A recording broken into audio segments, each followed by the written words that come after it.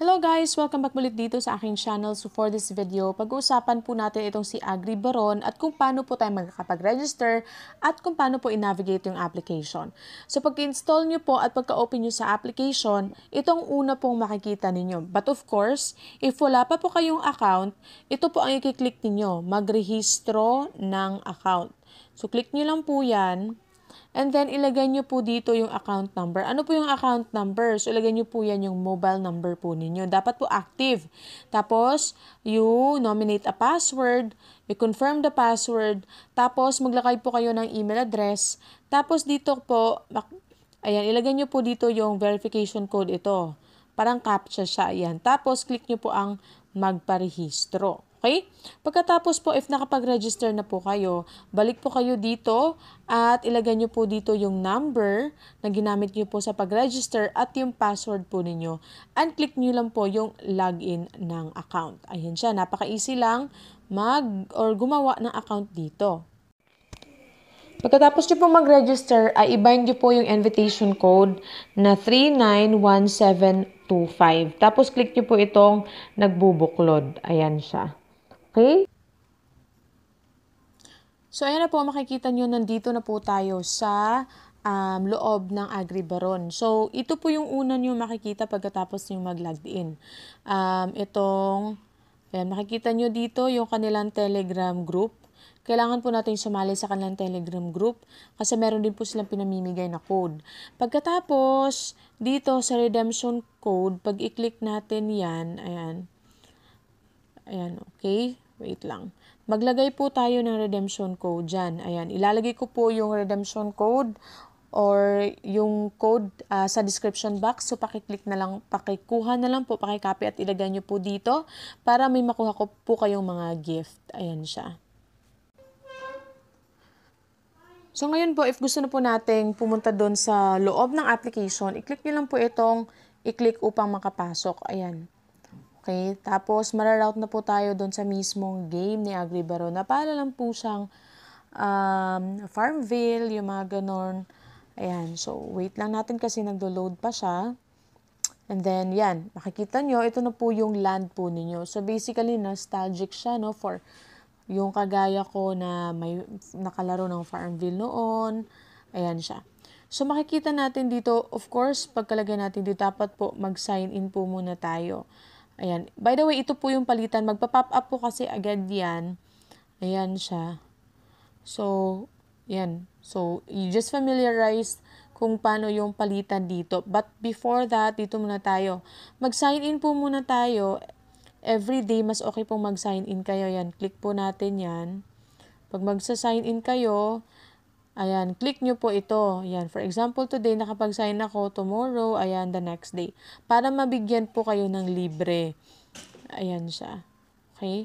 Then, if nakapag-sign in po tayo ng tuloy-tuloy ng 30 days, ayan, mabibigyan po tayo ng isang manok. Which is, ang kita natin or ang output natin ay every 24 hours ay yung mga itlog. By the way, every 24 hours po ang harvest po dito.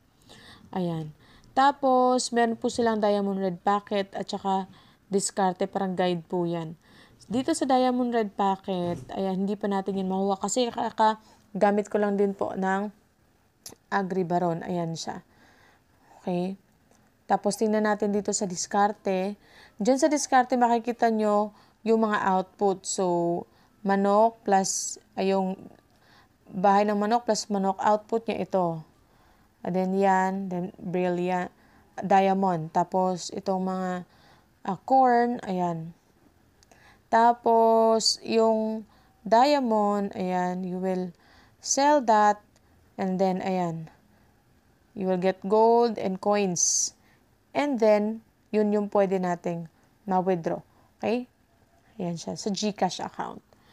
Tapos, dito naman, may mga ranks. Nandito yung mga planta.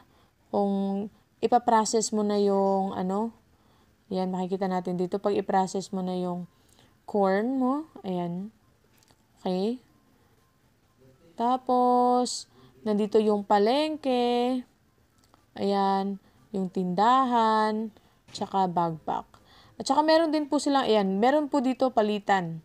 Ayan, pag ipapalit nyo na po siya ng, ayan, click natin ha. Ayan siya. Ayan, ito po yung palitan ngayon. Ayan siya. Bali palang exchange. Okay, tapos dito sa gawain, i-click natin yan. Ayan, ito yung parang task mo. No, ayan, para makakuha po tayo ng coins. Ayan siya. Okay. Mga task. Tapos may VIP. Tapos dito, click natin yan. Ayan, makikita niyo yun dito yung mga information, membro, ayan. Your information, this is your ID. Ayan, makikita niyo dyan yung diamond nyo. Dito makikita niyo yung referral, yung parang ginamit niyo yung referral code. Tapos dito yung extra countdown. Yung sabi ko sa inyo kanina, every 24 hours po yan. Okay? And ito yung invitation code or yan, yung ID nyo po. Yun po yung invitation code po ninyo. Okay? Ayan. Or i-click nyo lang po ito, copy nyo lang. Or ito, extract nyo lang po yung QR code. So, ngayon, kasi dito po, kung bibili po kayo ng mga seeds, kailangan po ninyo ng pera. Ayan siya. So, kailangan po natin mag-top up. Ayan. So, kung magta-top up ka, yung withdraw po nasa labas, okay? Yung kanina, papakita ko sa inyo. Kung magta-top up tayo, ayan, merong Maya, pwedeng GCash, or may GCash QR code at USDT.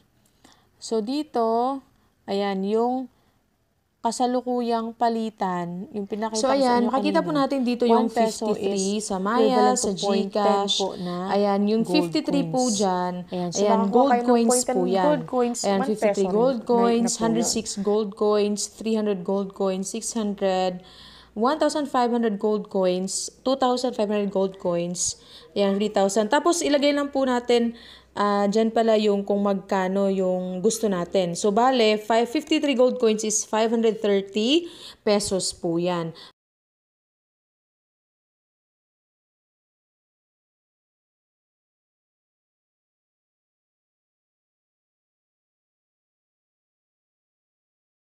Ayan, so mararoute po kayo sa GCash account po ninyo. Ganon. Okay, diretso na po siya. Ayan siya, mararoute po kayo sa GCash at i-allow nyo lang po para po diretso kayo makapag-top up po dito ng dito sa Agriban. So makikita nyo 53, that's 530. Ayan siya. 106 na gold coins is 1,060 pesos. So yun po yung mga equivalent po dito sa pag-top up. Of course, pag i-click nyo po itong inyong itong land, makikita nyo, meron po kayong makikita dyan kung corn ba, ayan, kung wheat ba, yung corn ba, may apple, may tomato, ayan siya. Tapos ito, pang navigate nyo. Okay, ayan. Ayan siya. So, you can also rent land, parang i-upgrade po yung land. Okay, so pag i-click natin yan, click nyo lang po kung ano yung gusto nyong ilagay or itanim kasi ako kaka-start ko lang din ito. So magta-top up po tayo at tatanim po dito. So maybe on my next video I will show you my itong farm. Ayan siya. So basically ganun lang. So kung gusto niyo naman na mag-withdraw, dito lang kayo, i-click niyo lang to. Ayan siya, mag-withdraw. Ayan. Okay. But you have first to go to your Telegram po pala. Kailangan nyo pong pumunta sa Telegram, tapos i-click nyo po ito. Ayan, i-copy nyo yan. Ayan, ito, copy nyo yan, kasi yan po yung ID ninyo. Tapos, click nyo po yung go. Ayan. Tapos, ito. Okay, nandito tayo. Click natin tong start. Ayan, kung makikita nyo, click start. Tapos, ilagay nyo po dito yung ID ninyo. Ayan. Tapos, iban nyo po itong verification code na binigay po nila. Ayan. So, babalik tayo doon. Okay? Saan na yun? Babalik tayo dito. Ayan. Tapos, ilagay po natin yung verification dito. Paste natin. Ayan. Tapos, click Oo naman. Ayan siya. So, na-bind na natin.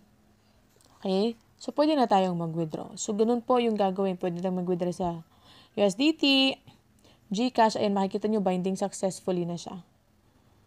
Okay, balik tayo dito. So, USDT, GCash, at saka sa Maya po. Okay, so ilagay nyo lang po yung pangalan, yung name nyo. Ayan, yung account number or yung number ninyo. Ayan, tapos kung magkanong gold ang ibibenta or i-convert ninyo. For example, magko-convert kayo ng 1,000 gold. And sa example lang naman yon kasi of course wala pa po akong ma-withdraw. Tapos makikita nyo po dito kung magkano po yung equivalent in peso. Tapos of course, click lang po withdraw. So ganun lang po siya. Ganun lang po yung gagawin. Again, it's very crucial na i-bind nyo po muna yung pinakita ko sa inyo kanina. No, na i-copy nyo yung ID nyo, tapos punta kayo sa Telegram. Okay? Ayan siya. So, I think hanggang dito lang po as of now ang ating video. I will update you soon about my farm at kung nakapag-withdraw po ako dito sa AgriBaron.